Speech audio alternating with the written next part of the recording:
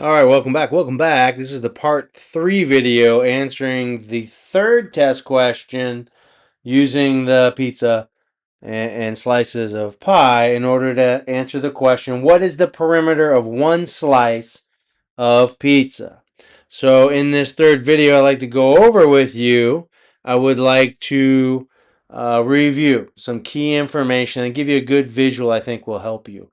Remember, perimeter is the measurement of the outside of shapes. And we were asked in this test question to find the perimeter of the pizza slice. So I want to make sure I give you everything you need in order to answer this type of question, because you could see something like this on your GED or your HiSET mathematics examination. So this particular pizza slice is one of 8 equal slices, right? So this is just one of 8.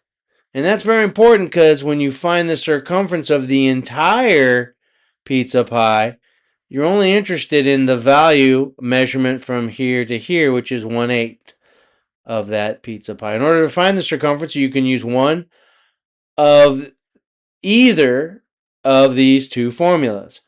Circumference equals pi times the diameter, which was given in the question, or 2 times your radius times pi. Both of them will give you the circumference of a circle.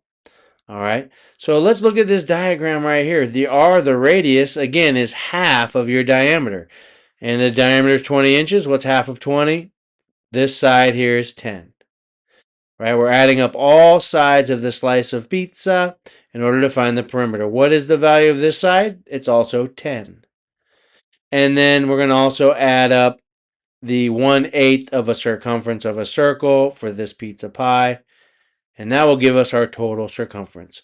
So our perimeter for this pizza pie is going to be radius plus the radius, 10 plus 10 plus 1/8 of the circumference. All right, stick with me.